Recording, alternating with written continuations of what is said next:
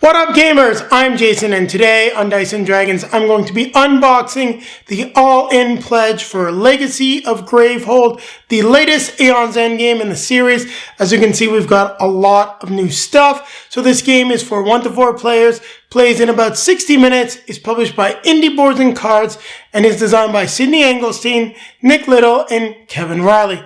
What will you be doing in Aeon's End Legacy of Gravehold? Well, you will be joining one of the 2 factions that are in the game. It's one of the reasons why we got the reset pack here. We want to make sure that we can experience everything the game has to offer. You're going to be playing through different characters as you up-level your mages and make decisions based on, well, whatever your character feels like doing that are going to develop the story in a different way. I believe it has a few different branches. Haven't looked into it, but that's pretty cool. And just like every other Aeon's End, you're going to be taking on the different nemeses. You're going to be fighting them. You're going to be playing spells to your breaches. You're going to be defeating their minions and then defeating them once and for all as you try to survive in these post-apocalyptic fantasy world. Now, I think I've talked enough about the game. Let's take a look at what's in all these boxes. Now we're going to take a look at what's in the box for Aeon's End, Legacy of Gravehold. We do have War Between Mages brewing, and I'm eagerly awaiting the chance to get this to the table. Don't worry, it's definitely going to be sooner rather than later. And this will not be something that is filled with spoilers. We're really going to want to just show you what's in the box and not spoil anything. So we've got the read this first. So it just gives you a nice catch-up history as to what's been going on in the game. There's a prologue that the game opens with. Afterwards, a list of components. Explains how to do the Legacy campaign. The anatomy of the new components. Looks like we've got Takrin, so we're actually going to be playing as mages that exist in the world. We're not going to be making our own. So we've got some cool stuff. There's different narrative books. Everything else really looks exactly like the other Aeon's End games. So luckily enough, we do already know how to play it. There are some new rules, though, as you can see, with these spaces in the rulebook to add stickers as you're playing. It's going to be interesting to see how this all comes together. So we've got the Gravehold narrative book. We're just going to take a peek at the first page. So we get some story. Then tells you what happens if you won your first game, if you lost your first game, what you're going to read. We've got the Azure narrative book, which does very much the same thing as the Gravehold one. Here we've got a map. Shows us what's going on. You've got tracking for Gravehold, New Gravehold for Azure, so the town of Azure, the southern outpost, ruins, northern outpost, pretty cool. So we got something here that we do not open until the end of the campaign, so we're not even going to take a peek at it. And then here we've got just explications of an error that is in the game. So here is the starting envelope for Legacy of Gravehold. I'm not going to take too much of a look at what's inside. I just want to try to see what it is. It's all the different sticker sheets. So they just put everything in one big envelope. So I'll put that aside. Here we've got the different tokens. So as you can see, health tokens, different nemesis tokens, charge tokens, and the turn order tokens, depending on the player count that you're going to be at. So put that aside. Here we have some tokens that apparently have already fallen out of the board. So we've got the silence tokens, aether tokens, new fire tokens, shield tokens, and focus tokens for the enemies. We'll move these out of the way. Now I'm not going to be opening the card packs. Really don't want to have any spoilers. And wow, there are a ton of envelopes in here. So there's a total of 20 envelopes. Everything's the same. So we're not going to take a look at them all. Yeah, so no, there's actually 21 envelopes. Some feel like they've got mages in them. So maybe they just have individual mages. But they really designed it to be as spoiler-free as possible. I do like this insert. For a cardboard insert, it's not that bad. We have some plastic bags to store things. Here I'm guessing we have the dial. So the Nemesis health dial and the Gravehold or Azure health dial. Looks more like Azure. We've got enough Gravehold health dials, but I will say those ones feel a little cheaper than the ones we've had in previous games. Here are all of the different breaches, and if there's any character-specific ones that we start with, they'll also be in here as well. But it doesn't look like any character is going to have a specific breach. You just have your standard 1 through 4 breaches.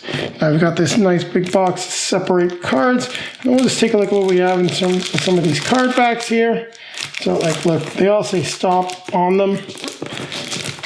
Stop FB, stop FS, stop N front. So here's what we have for Legacy of Gravehold promo cards. So we'll figure out how those get fit in. Stop Y1 is the 1. Stop AZ1A. So this, I believe, is actually the first deck. So let's take a peek at some of the cards, actually. But I don't want to go into anything that's going to be spoilers. So it says AZ1A is the first one.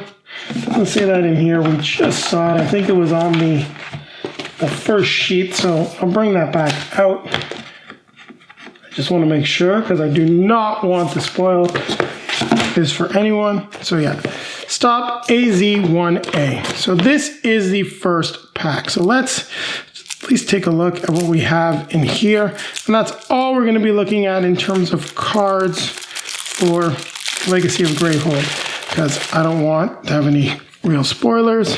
So you see we've got the new Nebula shards, Radiated Jewel, Sinister's Cloak, Lightbringer's Staff, Aether Rifle, Backfire, Paradigm Flux.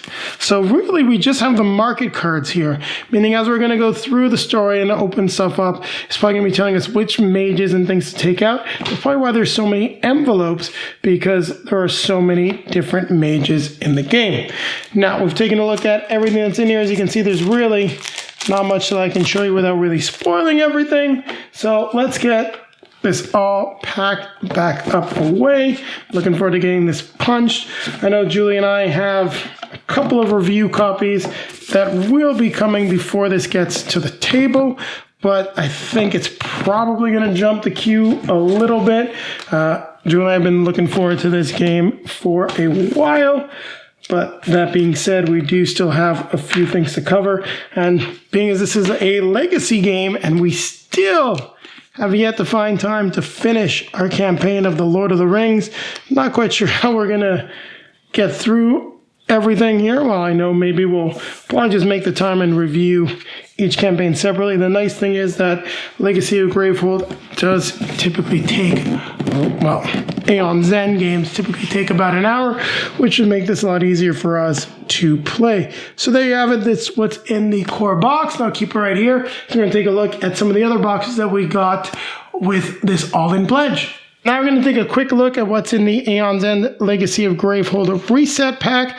I'm going to do my best to really not focus on what is in here, but we'll get an idea as to what we're going to be getting.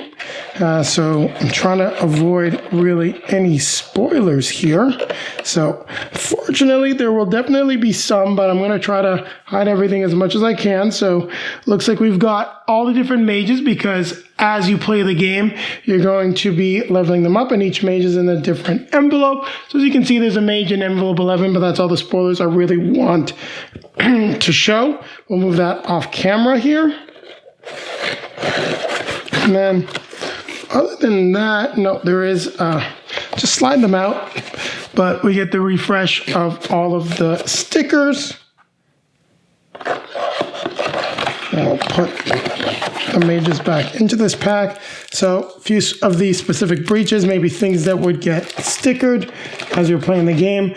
And then we've got 2 packs of cards. So as you can see, immediately there's some spot for stickers on some of these cards. And maybe these get, well, there's spots for stickers on these irradiated jewels.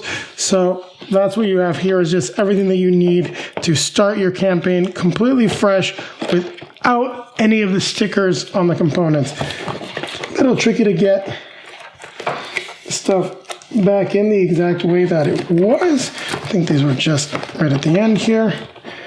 Or there was a specific way they were in. I shouldn't have necessarily taken them out. It's not a big deal. I'm actually going to put all of this stuff into the main box just because putting this all back away like this is annoying. So I'll leave it like this. There you have it. Now I'm going to take a look at the 2 small box expansions that we also got with Aeon's End Legacy of Gravehold. Now we're going to take a look at the 2 small boxes that we got for Aeon's End. Now this is Accessory Pack 4, so it was built specifically with Legacy of Gravehold in mind, and the Ruins expansion can be added to any Aeon's End core box. So as we're focusing on the Legacy of Gravehold stuff, let's see what we have here. So we have just all of the dividers for different mages. You got a little bit of spoilers taking a look at this. I mean, some of the stuff's literally on the back, so if you went to buy this, you would see some of the mages that are going to be included in it. Then these are all of the starting cards that you need to have individual starting decks for each of your mages without having to go ahead and create them every time you start the game. So nice, easy, straightforward stuff here. So we're just going to get this box back up. I'll definitely put this into the core box. It's just going to make sorting everything easier. And then here we've got Aeon's End, the Ruins. Now these Ruins give us some more tokens. We have a rule sheet. So how to use the Aether tokens, Conjure, Recall, and Silence.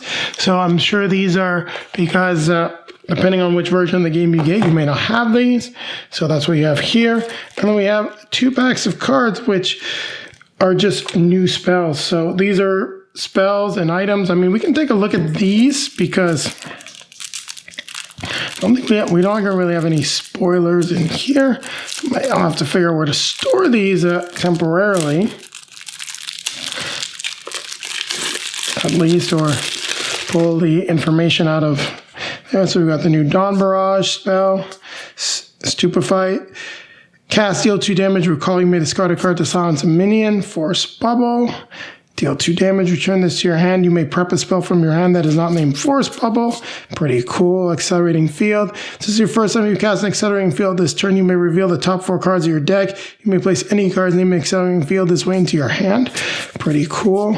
So like all of these really powerful spells, and I can see Reverse Gravity.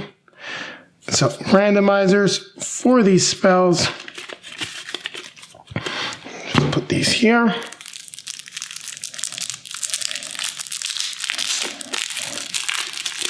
I should probably just put these directly into the Legacy of Gravehold box now that I think about it. So we got Witch Class.